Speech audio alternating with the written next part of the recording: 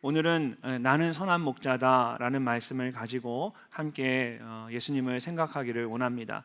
특별히 이 말씀을 통해서 예수님이 이 땅에 오신 이유에 대해서 우리가 함께 생각해 봤으면 좋겠습니다. 오늘 나누려고 하는 이 본문의 말씀은 7장부터 시작된 말씀의 마지막 부분입니다.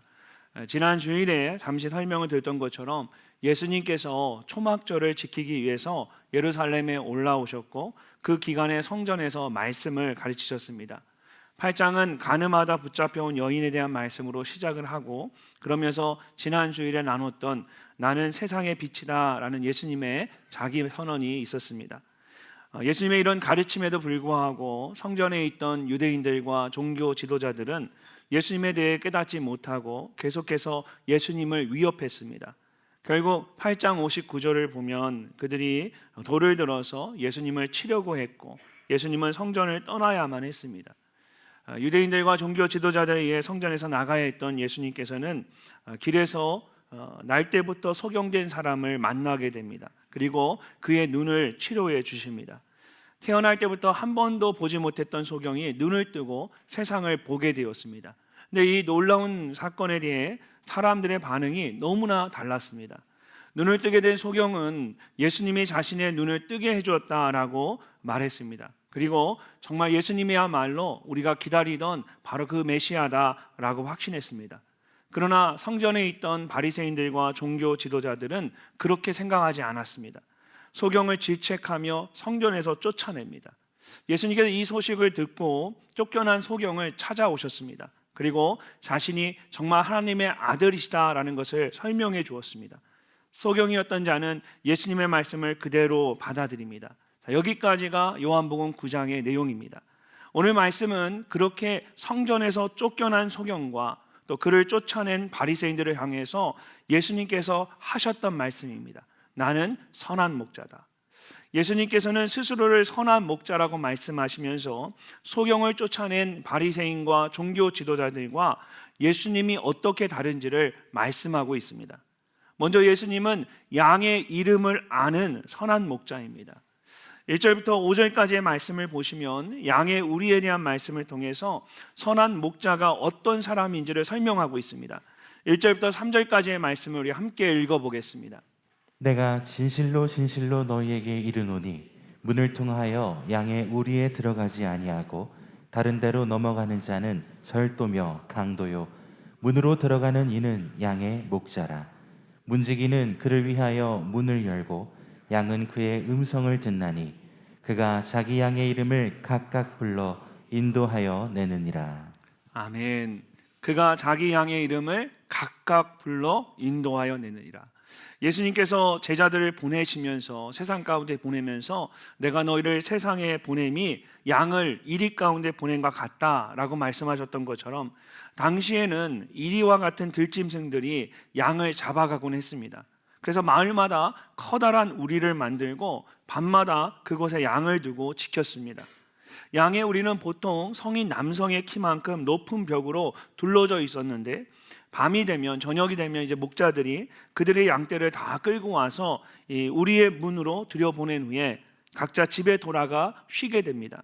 그때부터는 마을 사람들이 공동으로 싹쓸 지불하고 고용한 문지기가 양의 우리를 지켰습니다. 문지기는 문 앞에 서서 도둑이나 강도나 또는 들짐승이 양을 훔쳐가지 못하도록 밤새 보초를 섰습니다. 그렇게 밤이 지나고 이제 아침이 되면 목자들이 다시 나오게 됩니다. 그러면 문지기는 목자들로 하여금 한 명씩 문에 서서 양들의 이름을 부르도록 했습니다. 그러면 무리 속에 있던 양들이 각자 자기 목자의 음성을 듣고 나와서 목자를 따라 들판으로 가게 됩니다. 자, 이때 양의 문으로 들어갈 수 있는 사람은 오직 목자뿐입니다. 문지기는 목자에게 문을 열어주고 양은 목자의 음성을 듣고 나옵니다. 근데 놀라운 것은 목자가 양을 부를 때에 양의 이름을 각각 부른다라는 것입니다. 양은 목자의 이름을 모릅니다. 그저 음성만 들을 뿐입니다. 근데 목자는 그런 양의 이름을 다 똑같아 보이는 양의 이름을 각각 불러서 한 마리씩 그들을 끌어내고 인도해낸다라는 겁니다. 여러분, 성경에서 이름은 아주 중요한 의미를 가집니다. 우리는 보통 사람을 부르거나 편리함을 위해서 이름을 사용하지만 성경에서 이름은 그 사람을 대표하는 의미를 가집니다. 각자의 이름 속에 그 사람의 인생이 담겨 있다고 할 수 있을 정도로 이름을 중요하게 여깁니다. 대표적인 예로 하나님께서 아담에게 땅의 모든 것을 다스리라고 말씀하시면서 가장 먼저 그에게 맡기셨던 일이 무엇인지 아십니까? 피조물 하나하나의 이름을 붙여주는 것이었습니다. 하나님에게 있어서 무엇인가에 이름을 붙여준다라는 것은 그 사람의 모든 것을 규정해 주는 것입니다. 더 나아가서 이름이 바뀌어진다라는 것은 그 사람의 존재나 인생이 바뀌어지는 것을 의미합니다. 창세기 17장에서 하나님께서 아브라함의 이름을 아브라함으로 바꿔주시면서 이렇게 말씀하셨습니다. 보라, 내 언약이 너와 함께 있으니 너는 여러 민족의 아버지가 될지라. 이제 후로는 내 이름을 아브라함이라 하지 아니하고 아브라함이라 하리니 이는 내가 너를 여러 민족의 아버지가 되게 함이니라. 야곱에게 이스라엘을, 또 시몬에게는 베드로를, 또 사울에게는 바울이라는 이름을 주신 것도 단순히 그냥 이름만 바꾼 것이 아니라 그 사람의 인생 자체가 바뀌어진 것입니다. 성경은 이렇게 이름을 중요하게 여깁니다. 근데 오늘 말씀을 보면 예수님께서 자신을 선한 목자라고 소개하시면서 목자는 자기 양의 이름을 알고 각각 그 이름을 불러 인도하여 낸다라고 하셨습니다. 양은 목자의 이름을 알지 못하는데 목자는 오히려 양의 이름을 모두 알고 있습니다. 요한복음 1장을 보면 예수님께서 빌립과 나다나엘을 부르시는 장면이 나옵니다. 나다나엘이 와 보라는 빌립의 말에 나사렛에서 무슨 선한 것이 나겠냐, 이런 마음으로 아무 기대도 없이 그냥 따라갔습니다. 그런데 예수님께서 이미 자신에 대해서 모든 것을 다 알고 계셨습니다. 그래서 어떻게 나를 아십니까? 라고 예수님께 묻습니다. 그래서 예수님이 이렇게 말씀하십니다. 빌립이 너를 부르기 전에 내가 무화과 나무 아래에 있을 때에 보았노라. 예수님께서 이미 나다나엘을 알고 계셨습니다.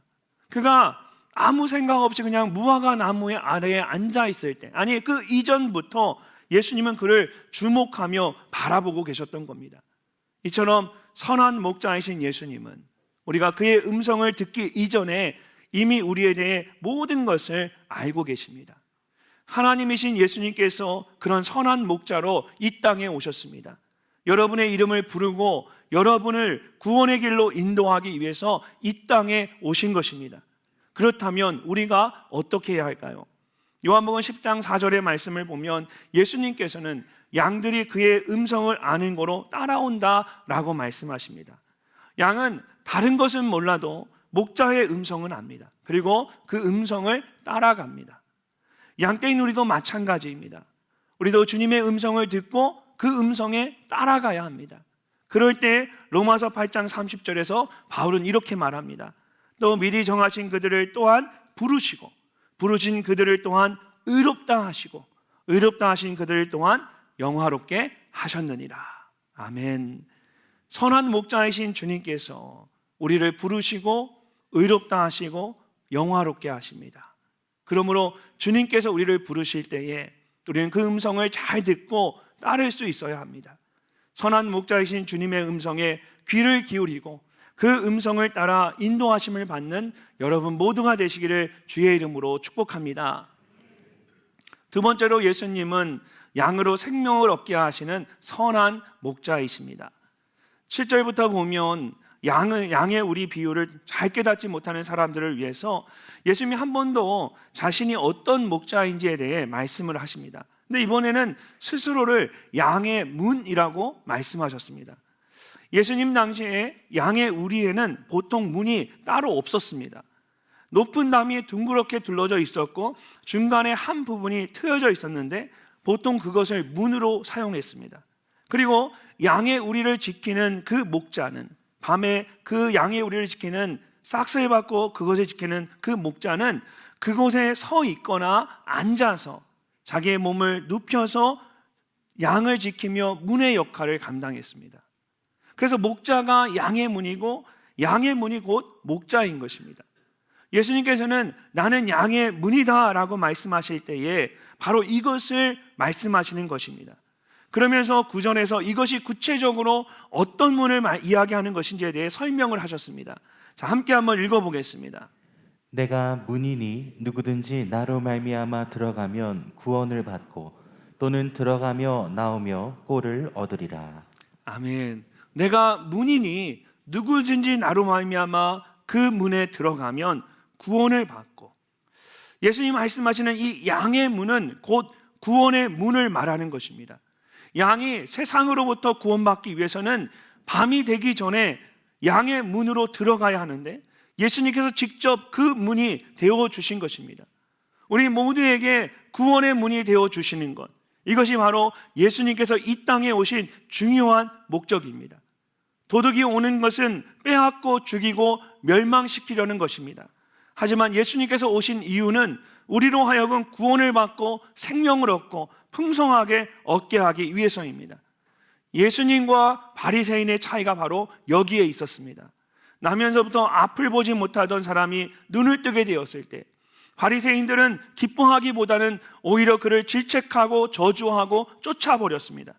그러나 예수님은 그의 눈을 고쳐주었을 뿐만 아니라 다시 그를 찾아가서 자신이 하나님의 아들이라는 것을 가르쳐 주셨고 그로 하여금 믿음을 고백하도록 도와주셨습니다.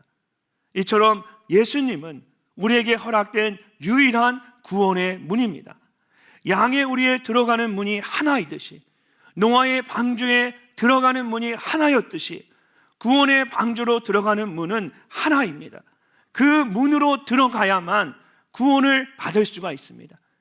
예수님께서 바로 그 문이 되어주시기 위해서 이 땅에 오신 것입니다. 이것이 성탄절이 우리가 갖는 가장 중요한 의미입니다. 그렇다면 우리가 어떻게 해야 할까요? 목자가 양의 이름을 부를 때에 양이 목자의 음성을 듣고 그를 따라가야 하는 것처럼 예수님이 우리를 위해 양의 문이 되어 주실 때에 우리는 그 문으로 들어가야만 합니다. 힘들게 담을 넘을 필요가 없습니다. 길게 돌아갈 필요도 없습니다. 예수님께서 준비해 놓으신 그 양의 문으로 들어가면 됩니다. 그러면 그 속에 생명의 풍성함이 있습니다. 사랑하는 성도 여러분, 예수님 안에 생명의 풍성함이 있습니다. 예수님께서 이 땅에 오신 이유는 그 풍성함을 여러분과 함께 나누기 위해서입니다. 양의 문이신 예수님께 한 걸음만 나아오십시오. 선한 목자이신 예수님께서 여러분의 삶을 풍성하게 하실 것입니다. 예수님이 주시는 그 생명의 풍성함을 누리며 살아가는 여러분이 되시기를 주님의 이름으로 축복합니다. 마지막으로 예수님은 양을 대신해 생명을 내어주시는 선한 목자이십니다. 11절에서 예수님은 나는 선한 목자라, 선한 목자는 양들을 위하여 목숨을 버리거니와 라고 말씀하십니다. 또한 15절에서는 나는 양을 위하여 목숨을 버린다 라고 말씀하십니다. 예수님은 양의 문이 되어 주셔서 우리에게 생명의 풍성함을 주십니다. 근데 우리에게 그 생명을 주시기 위해서 예수님은 자신의 생명을 내어 주셨습니다. 목자가 몸을 눕혀 양의 문이 되어 주듯이 예수님께서 우리를 위하여 그 생명을 십자가 위에 내려놓으셨습니다. 목자가 양의 문이 되기 위해서 자신의 몸을 그 땅 위에 내려놓듯이 예수님께서 우리를 살리기 위해서, 우리에게 구원의 문이 되어주시기 위해서 자신의 몸을 십자가 위에 내려놓으셨습니다. 우리는 선한 목자라고 하면 일반적으로 시편 23편에 나오는 그 선한 목자를 생각합니다. 아마 여러분도 나는 선한 목자라 이 말씀을 들으면서 그 모습을 떠올렸을 겁니다. 우리를 푸른 풀밭과 쉴만한 물가로 인도하시는 분, 내게 상을 베푸시고 기름으로 내 머리에 부으시고 내 잔이 넘치도록 채워주시는 아름다운 선한 목자, 그 목자를 생각할 겁니다. 그러나 본문에서 나는 선한 목자다라고 말씀하실 때 예수님이 말씀하시는 선한 목자는 그런 뜻이 아닙니다. 전후의 문맥을 보면 여기서 말하는 이 선한 목자는 양을 위해서 목숨을 내어놓는 고귀한 목자, 거룩한 목자, 희생하는 목자를 의미합니다. 그래서 나는 선한 목자라는 예수님의 말씀을 온전히 이해하려면 선한 목자의 아름다움보다는 거룩한 희생에 대해서 알아야 합니다. 이스라엘에서 유대교를 믿는 유대인들에게 복음을 전하는 한 선교사님이 유대인을 만나서 대화를 나누게 되었습니다. 선교사님이 그분에게 왜 당신들은 예수님을 믿지 않습니까? 라고 물었습니다. 그래서 그 사람이 이렇게 대답을 했습니다. 어떻게 하나님께서 예수라는 인간이 될 수 있습니까? 그것은 불가능합니다. 그렇기 때문에 우리는 예수를 믿지 않습니다. 그 순간 선교사님은 그의 대답을 통해서 유대교와 기독교의 근본적인 차이를 알 수 있었다라고 말합니다. 우리는 예수님이 하나님이시기 때문에 낮고 낮은 이 세상에 우리들을 구원하시려고 직접 인간의 몸으로 오셨다라고 믿습니다. 하지만 유대인들은 그렇기 때문에 예수님은 절대로 하나님이 아니라고 말합니다. 하나님이신 예수님께서 어떻게 낮고 낮은 비천한 인간의 몸으로 이 땅에 올 수 있겠느냐고, 하나님이라면 절대 올 수 없다라고 생각하기 때문입니다. 여러분, 마태복음 26장을 보면 예수님께서 베다니 시몬의 집에 계실 때 예수님의 머리에 향유를 부은 여인에 대한 말씀이 나옵니다. 예수님께서 이미 자신의 십자가 죽음에 대해 여러 번 말씀하셨습니다. 여인이 향유를 붓기 전에 이전의 제자들에게 이렇게 말씀하셨어요. 너희가 아는 바와 같이 이틀이 지나면 유월절이라 인자가 십자가에 못 박히기 위하여 팔리리라. 예수님께서 이미 자신의 십자가 죽음에 대해서 말씀하셨습니다. 그리고 여인이 향유를 부은 후에 실제로 제자들과 마지막 만찬을 나누시고 십자가에 달려 죽으십니다. 근데 그 여인이 예수님의 머리에 향유를 부었을 때에 제자들이 모두 분노했습니다.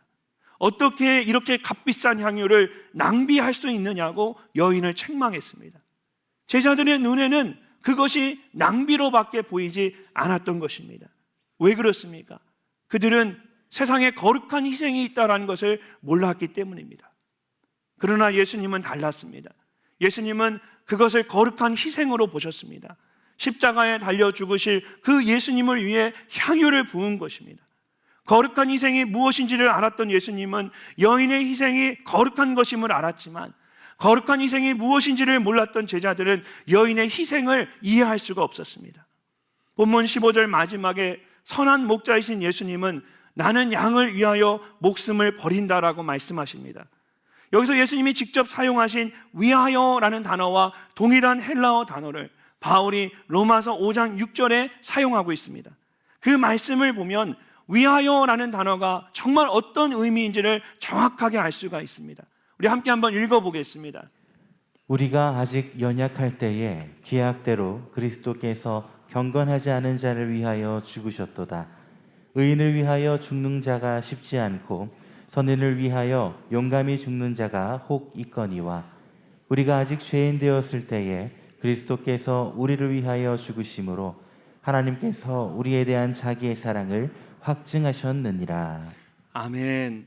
경건하지 않은 자를 위하여, 의인을 위하여, 우리를 위하여. 이런 말씀을 보면 알 수 있지만 여기서 위하여라는 말이 단순히 누구의 이익을 위하여라는 뜻이 아닙니다. 여기에는 무엇을, 누군가를 대신하여라는 뜻이 담겨져 있습니다. 예수님께서 우리를 대신하여 죽으신 것입니다. 우리를 위하여 죽으신 것이 아니라 우리를 대신하여 죽으셨습니다. 경건한 자가 경건하지 않은 자를 대신하여 죽으셨습니다. 의로우신 주님께서 죄인인 우리를 대신하여 십자가에 죽으셨습니다. 이것이 하나님이신 예수님께서 선한 목자로 이 땅에 오신 이유입니다. 그리고 우리는 그것이 얼마나 거룩한 희생인지를 알아야 합니다. 바리새인들은 소경을 욕하고 멸시하고 쫓아냈습니다. 그러나 예수님은 그의 이름을 부르시고 그의 삶을 풍성하게 하시고 그를 대신하여 십자가에 죽으셨습니다. 그것이 예수님이 이 땅에 오신 이유였기 때문입니다. 올 한 해를 돌아보면 그 은혜가 얼마나 감사한지 모릅니다. 부족하고 연약했음에도 불구하고 선한 목자이신 예수님께서 우리를 불러주시고 우리의 삶을 풍성하게 하시고 우리를 지켜주시고 우리를 인도해 주셨습니다. 예수님으로 인해서 우리는 풍성한 한 해를 보낼 수가 있었습니다. 우리가 이것을 안다면 어떻게 해야 할까요? 우리도 예수님처럼 선한 목자와 같은 삶을 살아야 합니다. 바리새인들처럼 욕하고 멸시하고 쫓아내는 것이 아니라 예수님처럼 그들의 이름을 불러주고 생명의 근원이신 예수 그리스도를 전하고 사랑으로 섬기는 것입니다. 그것이 예수님께서 이 땅에 오신 이유이고 우리가 마땅히 살아가야 할 삶의 모습입니다. 사랑하는 성도 여러분, 이제 다음 주일이면 성탄주일입니다. 선한 목자로 오신 예수님께 감사하는 여러분이 되시기를 바랍니다. 무엇보다 여러분 곁에 있는 가족과 이웃에게 예수님의 오심을 알리고 그 기쁨을 함께 나누는 그런 복된 성탄절이 되시기를 주님의 이름으로 축복합니다.